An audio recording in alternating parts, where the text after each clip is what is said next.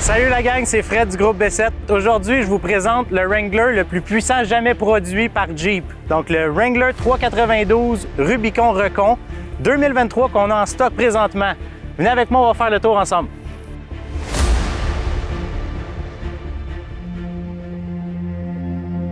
Donc, du côté esthétique, le Wrangler 392 est équipé de série des phares OLED à l'avant, qui est une option sur tous les autres modèles de Wrangler. On a les bumpers en acier qui sont de série aussi, avec tous les accents qui sont d'une couleur bronze. Donc, on voit les crochets. Sur un Rubicon, ça aurait été rouge, un 4XE, c'est bleu, mais le 392, c'est bronze. On voit l'insigne 392 sur le capot, la grosse entrée d'air réel qui est de 40 mm sur le capot, donne un look très agressif au véhicule. Le bumper ici sur le côté se dévisse pour donner une meilleure capacité hors route au véhicule, au besoin pour les gens qui veulent l'amener hors route. Le véhicule vient sur des 35 pouces d'origine du manufacturier. Les pneus sont homologués. Il vient avec une suspension Fox. Donc, sans plus tarder, je vais vous montrer l'intérieur du capot. C'est pourquoi les gens vont vouloir acheter ce véhicule-là. Pour commencer, l'entrée d'air ici vous permet, si jamais vous submergez le véhicule au complet, vous permet d'amener l'eau à l'arrière du moteur. Donc, c'est possible avec ce camion-là d'avoir de l'eau par-dessus le capot. Donc, je vous disais tantôt que c'est le Jeep de production le plus puissant jamais produit.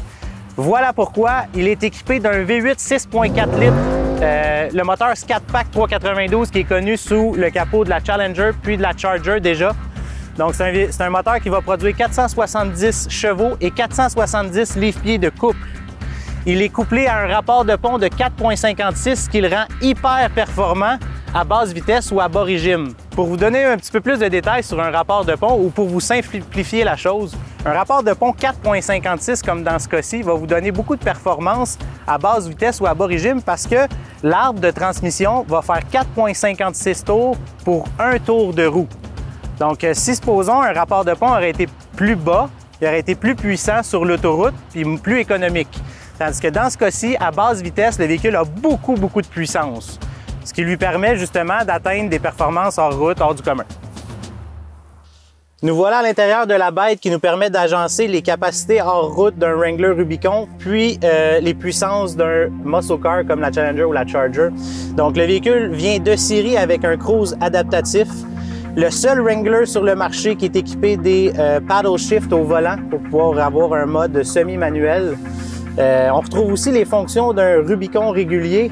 Donc, on peut désactiver ou activer barrer le différentiel arrière ou barrer les 4 roues sur le véhicule. On a aussi le mode Off-Road Plus qui vous permet d'être en 4 roues high avec le différentiel arrière barré. On a aussi le mode Sway Bar qui vous permet de désactiver la barre stabilisatrice.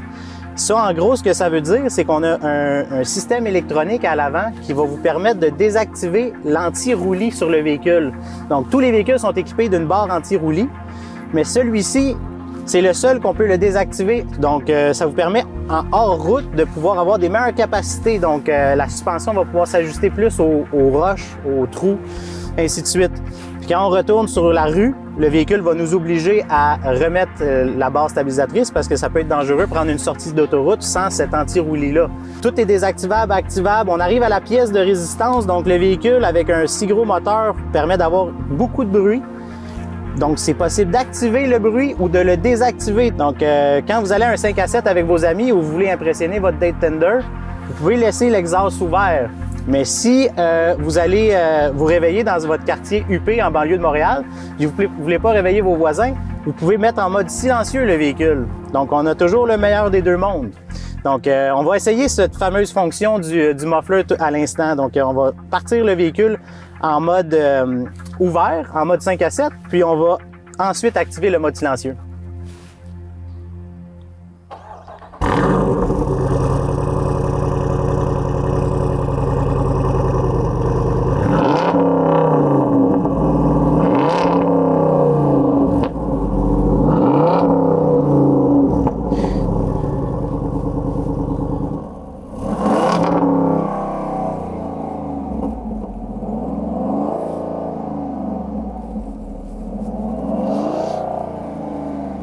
Donc, c'est tout pour aujourd'hui pour l'explication de la belle bête qu'on a présentement en stock. Elle est disponible. Si vous avez des questions, gênez-vous pas, on est là pour y répondre. Des questions plus techniques, vous voulez en savoir plus, appelez-nous, contactez-nous sur Internet, écrivez-nous sur notre page Facebook. Le premier arrivé, premier servi qui veut acheter ce véhicule-là. Pour le moment, j'ai le plaisir de le déplacer dans le cours au besoin. Donc, à bientôt!